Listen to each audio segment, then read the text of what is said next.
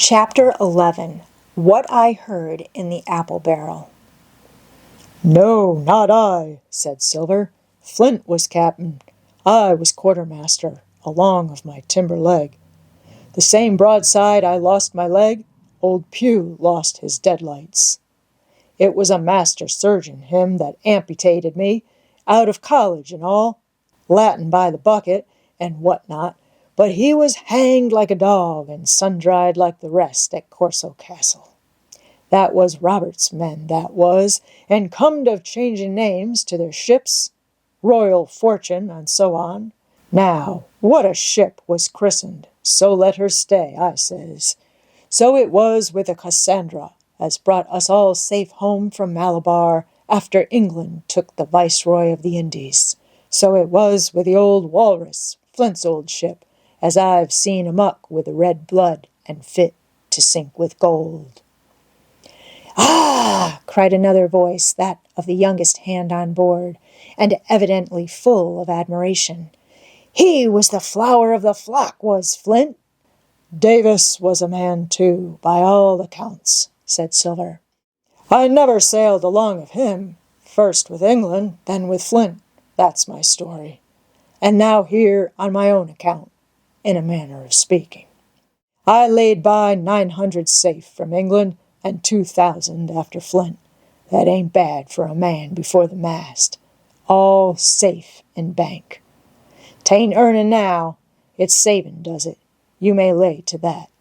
Where's all England's men now? I don't know. Where's Flint's? Why, most on 'em aboard here, and glad to get the duff. Been begging before that, some on 'em. Old Pew has had lost his sight, and might have thought shame, spends £1,200 in a year like a lord in Parliament. Where is he now? Well, he's dead now, and under hatches, but for 2 year before that, shiver my timbers, the man was starving.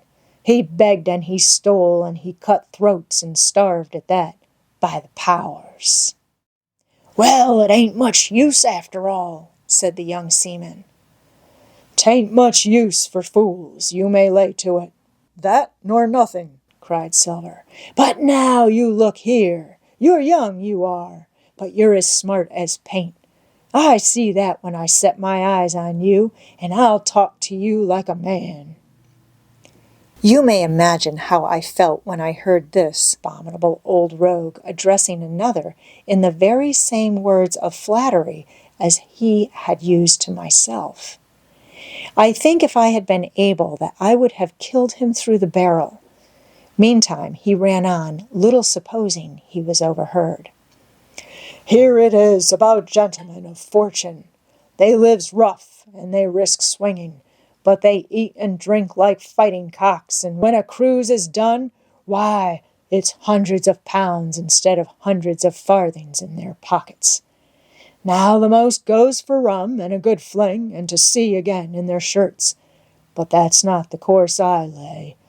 I puts it all away, some here, some there, and none too much anywheres, by reason of suspicion. I'm 50, mark you. Once back from this cruise, I set up gentlemen in earnest. Time enough, too, says you. Ah, but I've lived easy in the meantime, never denied myself and nothing heart desires, and slept soft and ate dainty all my days, but when at sea. And how did I begin? Before the mast, like you." "Well," said the other, "but all the other money's gone now, ain't it? You daren't show face in Bristol after this." "Why, where might you suppose it was?" asked Silver derisively. "At Bristol and Banks and places," answered his companion. "It were," said the cook. "It were when we weighed anchor. But my old missus has it all by now. And the spyglass is sold, lease and goodwill and rigging, and the old girl's off to meet me. I would tell you where, for I trust you, but it'd make jealousy among the mates." "And can you trust your missus?" asked the other. "Gentlemen of fortune," returned the cook, "usually trusts little among themselves, and right they are, you may lay to it. But I have a way with me, I have.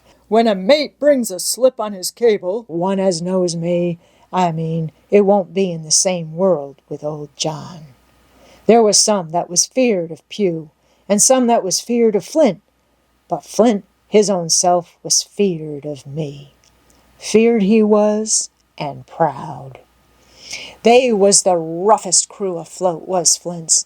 The devil himself would have been feared to go to sea with them.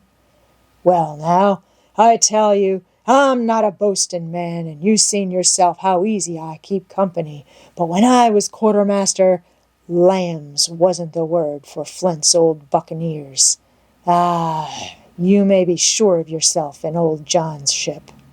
Well, I tell you now, replied the lad, I didn't half a quarter like the job till I had this talk with you, John, but there's my hand on it now. And a brave lad you were, and smart too, answered Silver, shaking hands so heartily that all the barrel shook. And a finer figurehead for a gentleman of fortune I never clapped my eyes on. By this time I had begun to understand the meaning of their terms. By a gentleman of fortune they plainly meant neither more nor less than a common pirate, and the little scene that I had overheard was the last act in the corruption of one of the honest hands, perhaps of the last one left aboard. But on this point I was soon to be relieved, for Silver, giving a little whistle, a third man strolled up and sat down by the party. "Dick's square," said Silver. "Oh, I know Dick was square," returned the voice of the coxswain, Israel Hands. "He's no fool, is Dick," and he turned his quid and spat. "But look here," he went on, "here's what I want to know, Barbecue. How long are we a-going to stand off and on like a blessed bumboat? I've had almost enough of Captain Smollett. He's hazed me long enough, by thunder. I want to go into that cabin, I do. I want their pickles and wines and that." "Israel," said Silver, "your head ain't much account nor ever was. But you're able to hear, I reckon. Leastways, your ears is big enough. Now, here's what I say. You'll berth forward, and you'll live hard, and you'll speak soft, and you'll keep sober till I give the word. And you may lay to that, my son." "Well, I don't say no, do I?" growled the coxswain. "What I say is, when? That's what I say." "When? By the powers!" cried Silver. "Well, now, if you want to know, I'll tell you when. The last moment I can manage, and that's when. Here's a first-rate seaman, Captain Smollett, sails the blessed ship for us. Here's this squire and doctor with a map and such. I don't know where it is, do I? No more do you, says you. Well then, this squire and doctor shall find the stuff, and help us to get it aboard, by the powers. Then we'll see. If I was sure of you all, sons of double Dutchmen, I'd have Captain Smollett navigate us halfway back again before I struck." "Why, we're all seamen aboard here, I should think," said the lad Dick. "We're all forecastle hands, you mean," snapped Silver. "We can steer a course, but who's to set one? That's what all you gentlemen split on, first and last. If I had my way, I'd have Captain Smollett work us back into the trades at least. Then we'd have no blessed miscalculations and a spoonful of water a day. But I know the sort you are. I'll finish with 'em at the island as soon's the Blunt's on board, and a pity it is. But you're never happy till you're drunk. Split my sides, I've a sick heart to sail with the likes of you." "Easy all, Long John," cried Israel. "Who's a crossing of you?" "Why, how many tall ships, think ye now, have I seen laid aboard? And how many brisk lads drying in the sun at Execution Dock?" cried Silver. "And all for this same hurry and hurry and hurry. You hear me? I've seen a thing or two at sea, I have. If you would only lay your course and a pint to windward, you would ride in carriages, you would. But not you. I know you. You'll have your mouth full of rum tomorrow and go hang." "Everybody knowed you was a kind of a chaplain," John, but there's others as could hand and steer as well as you, said Israel. They liked a bit of fun, they did. They wasn't so high and dry, nohow, but took their fling like jolly companions, every one. So, says Silver. Well, and where are they now?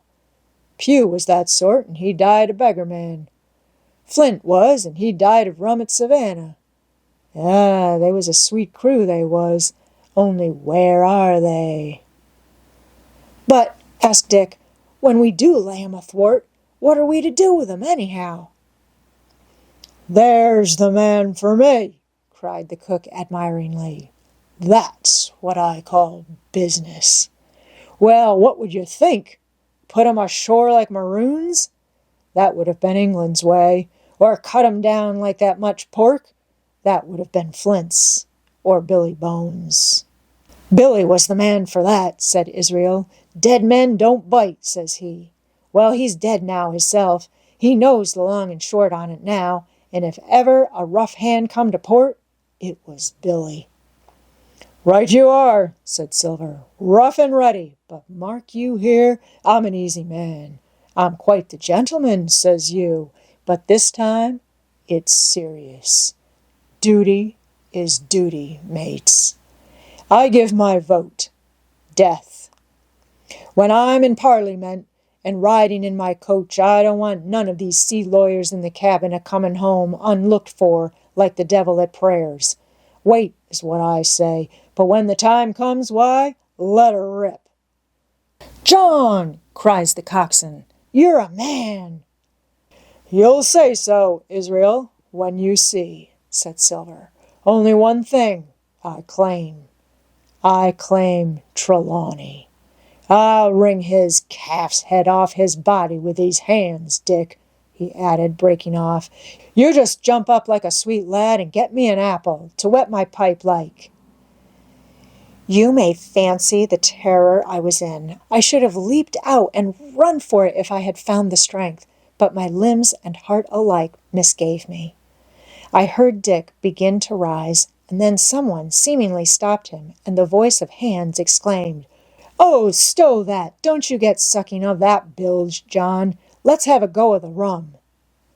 Dick, said Silver, I trust you. I've a gauge on the keg, mind. There's the key. You fill a pannikin and bring it up. Terrified as I was, I could not help thinking to myself that this must have been how Mr. Arrow got the strong waters that destroyed him. Dick was gone but a little while, and during his absence Israel spoke straight on in the cook's ear.